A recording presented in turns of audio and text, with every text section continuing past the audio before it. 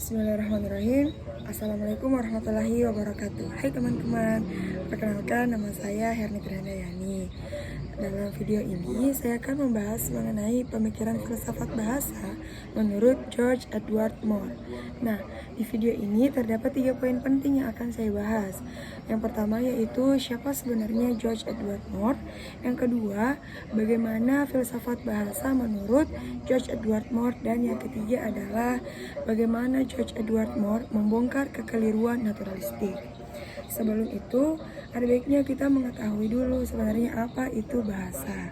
Teman-teman, bahasa merupakan faktor terpenting dalam kehidupan manusia untuk bersosialisasi dengan yang lain. Bahasa juga alat komunikasi yang dihasilkan dari kerja akal. Nah, inilah yang membuat para filsuf ingin mengkaji, meneliti, dan juga menganalisa. Adapun analisis bahasa adalah suatu pandangan yang berupaya menjelaskan penggunaan bahasa dalam filsafat.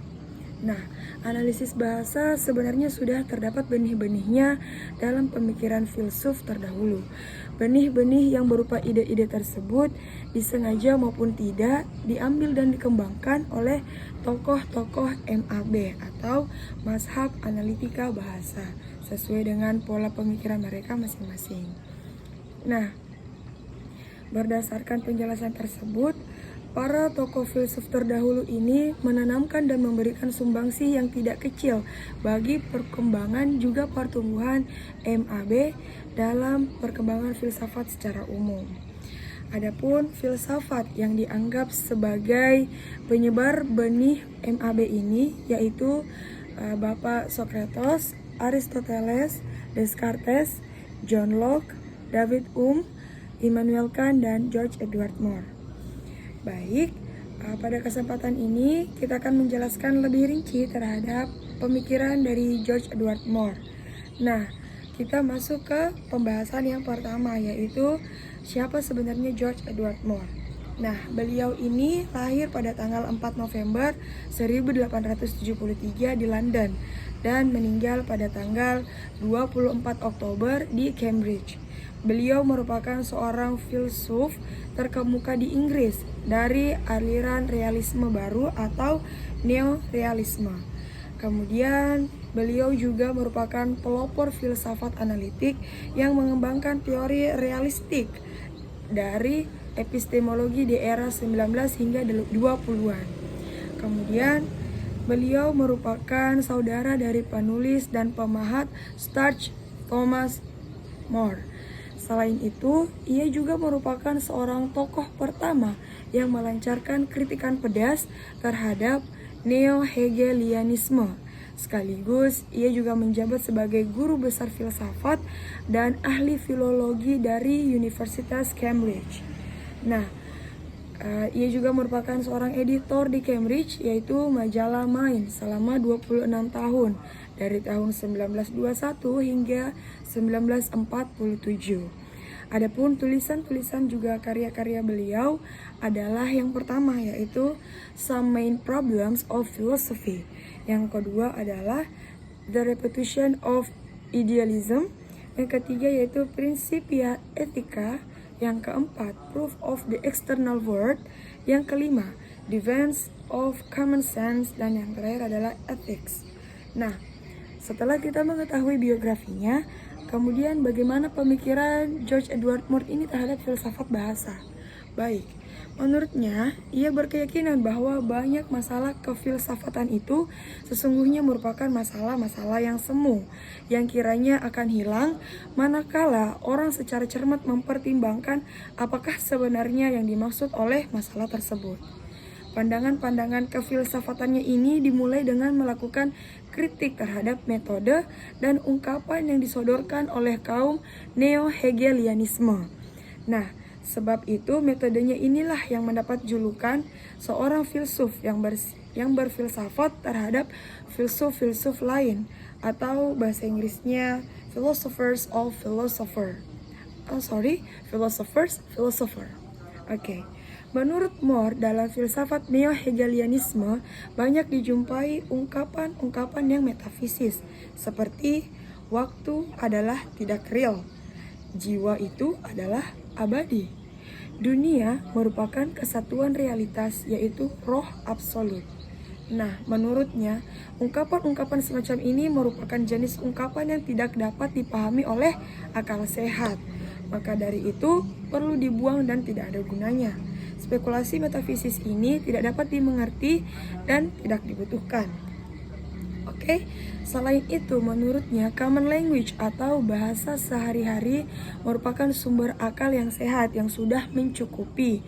Karena itu, filsafat harus berusaha dan berpihak bersumber pada akal sehat dan alatnya adalah analisis bahasa. Analisis Moore ini berada sebelum terjadinya perpisahan antara positivisme dengan metafisika dan berhasil mematahkan dominasi kaum Hegelian Inggris serta merupakan pertumbuhan awal gerakan baru dalam arena filsafat sebelumnya. Bagi Moore, tugas filsafat yang sebenarnya bukanlah menjelaskan atau menafsirkan pengalaman kita, melainkan memberikan penjelasan terhadap suatu konsep yang siap untuk diketahui melalui kegiatan analisis bahasa berdasarkan akal sehat. Kegiatan analisis inilah yang dapat diartikan sebagai kegiatan menjelaskan suatu pikiran, suatu konsep yang diungkapkan, mengeksplisitkan semua yang tersimpul di dalamnya, sehingga merumuskan dengan kata-kata yang lain, memecahkan suatu persoalan ke dalam detail-detail yang kecil. Cara ini juga sudah ada pada era Descartes, yaitu metode rasionalisme menurut Descartes. Nah, kita lanjut lagi dalam karya George Edward Moore, yaitu Etika, yang ada pada tahun 1903, yaitu Principia Ethica. Moore telah menerapkan analisis bahasa terhadap konsep-konsep etika yang kemudian lebih dikenal dengan istilah metaethics, yaitu penyelidikan tentang arti yang terkandung dalam istilah atau ungkapan yang terdapat dalam bidang etika. Pandangan Moore ini mengarah pada pencarian arti atau makna bahasa dalam filsafat sebagai salah satu persoalan yang paling mendasar dalam filsafat analitik. Saat ini analisis konsep dinamakan meta language, yaitu penjelasan terhadap konsep-konsep atau bahasa yang dipergunakan dalam filsafat. Kemudian pada tahun 1912, Moore menyempurnakan karya Principia Ethica tersebut dengan menggunakan judul karya baru, yaitu Ethics, yang mengutarakan pandangannya yang lebih singkat dan lebih jelas dengan sistematika lain. Ada 3 pemikiran besar dalam karyanya tersebut. Yang pertama adalah dalam etika tersebut terdapat 3 pertanyaan dasar. Pertanyaan pertama yaitu apa yang harus kulakukan. Yang kedua, apa yang bernilai baik. Yang ketiga, apa arti baik. Dari ketiga pertanyaan di atas ini terdapat hubungan yang logis dari sudut kebutuhan kehidupan yang praktis. Pertanyaan nomor 1 lah yang paling relevan karena pertanyaan tersebut masuk pada wilayah bahasan etika normatif, yaitu yang mencari prinsip-prinsip dasar kelakuan yang benar.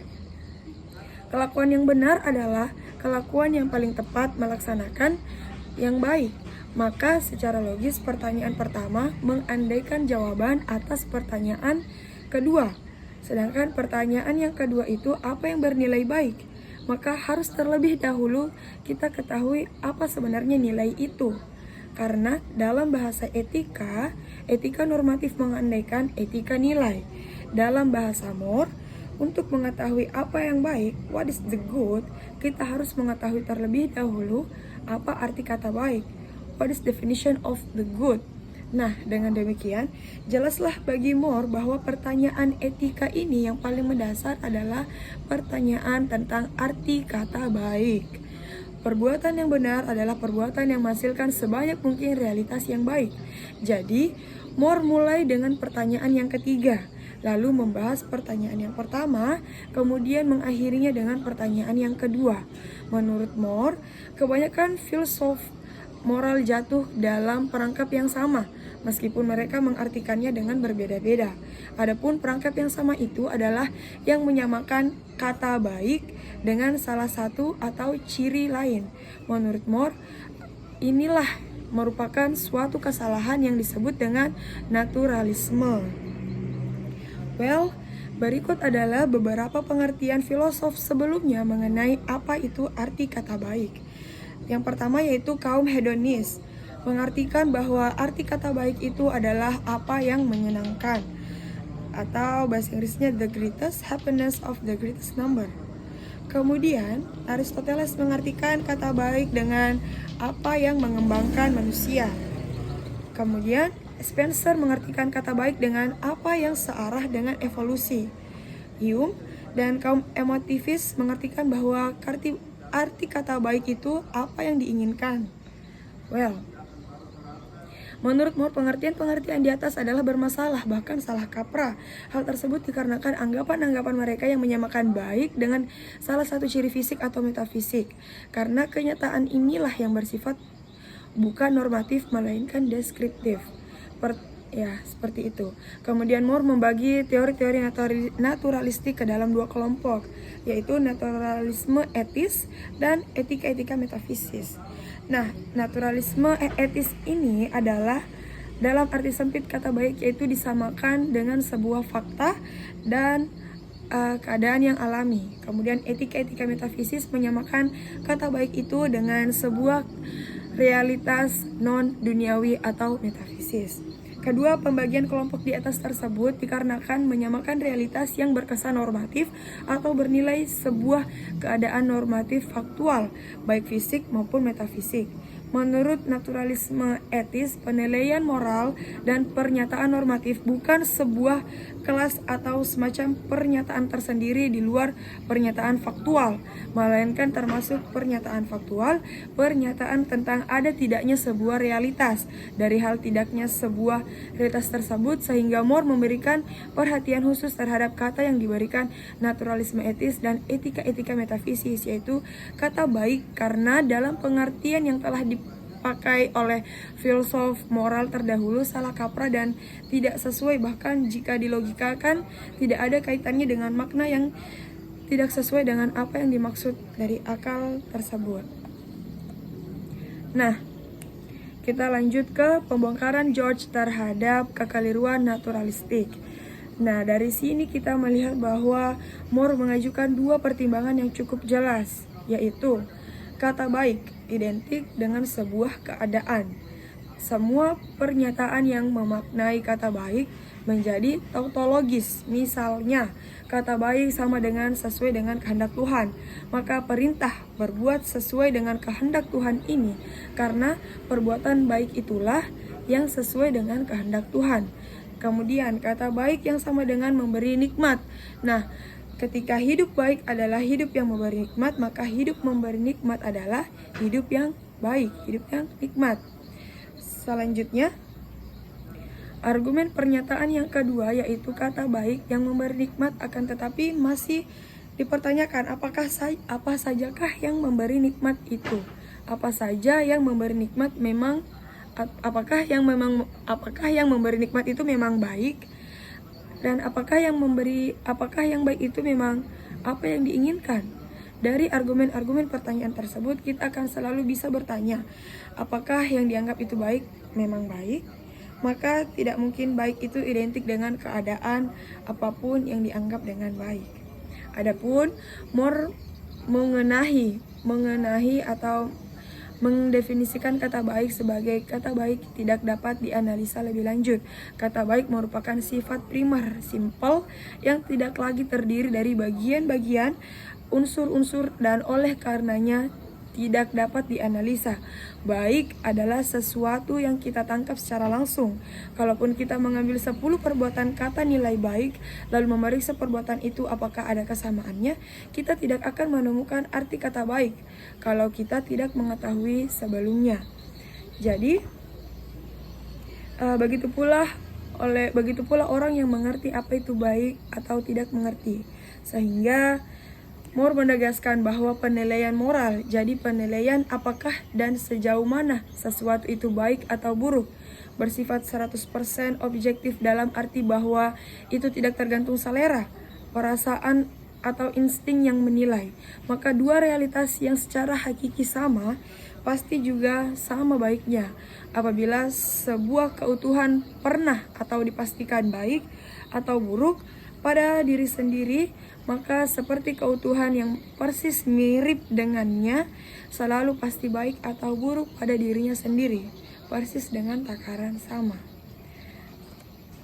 Jadi seperti itulah. Jadi intinya yaitu Moore menganggap bahwa kekeliruan naturalistik ini berada pada identifikasi arti kata baik dengan salah satu kenyataan dan realitas. Menurutnya kata baik tidak dapat dianalisa lebih lanjut.